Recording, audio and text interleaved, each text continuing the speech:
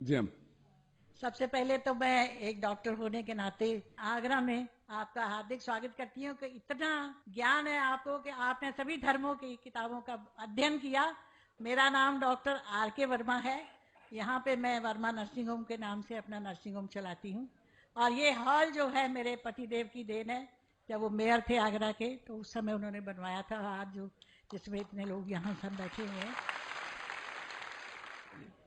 मेरा एक छोटा सा सवाल है और बहुत दिनों से घुमड़ता है अंदर कि आप सब लोग हर साल अपना एनुअल फंक्शन जो है मक्का मदीना मनाने जाते हैं, तो वहाँ हिंदू को, ईसाई को और धर्मों के लोगों को क्यों नहीं जाने की इजाजत है?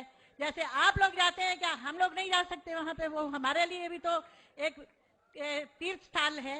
जब आप हिंदू मुसलमान में कोई फर्क नहीं समझते तो फिर वहां जाना हमारे लिए प्रोहिबिटेड नहीं होना चाहिए। डॉक्टर वर्मा साहिबा ने बहुत अच्छा सवाल पूछा और ये मेरी किताब में 10वां सवाल है जो गलतफहमी नंबर 10 है। मेरी किताब आप पढ़ेंगे, गलतफहमी नंबर 10।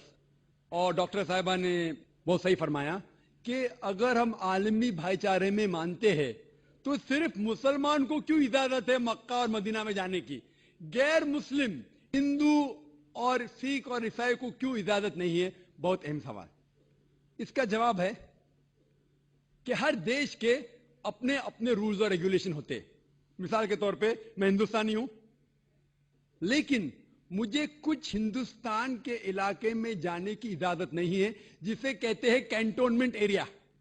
सिर्फ मिलिट्री के लोग, सिर्फ वो लोग जो देश की हिफाजत में लगे हुए हैं, वो लोग वो कैंटोनमेंट एरिया में जा सकते। मैं इन्हें झगड़ सकता हूं, मैं इस देश का नागरिक हूं, मुझे क्यों नहीं जाने देते? नहीं, ये गवर्नमेंट का रूल है।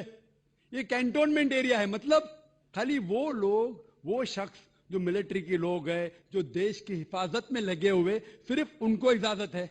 ये रूल है। इसी तरीके से मक्का और मदीना मेरे हिसाब से इस्लाम का कैंटोनमेंट एरिया है।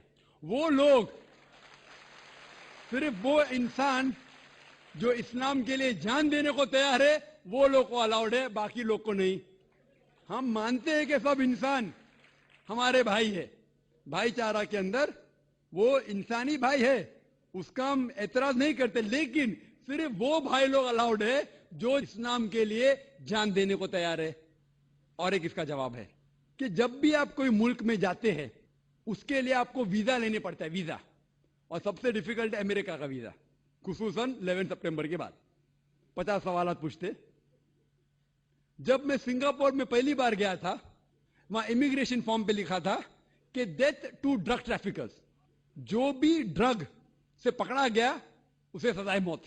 अगर मुझे सिंगापुर में जाना है तो मुझे यह तस्लीम करना पड़ेगा कि अगर मेरे पास ड्रग्स है तो मुझे सजाए मौत होंगी। मैंने कहता सजाए मौत, इतना खतरनाक सजा, नहीं मानते तो सिंगापुर में आना ममनून।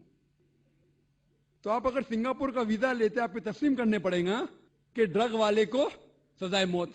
इसी तरीके से मक्का और मदीना जाने का वीजा है। आप सिर्फ अपने जबान से कहो ला इलाहा इल्लल्लाह मोहम्मद रसूलुल्लाह।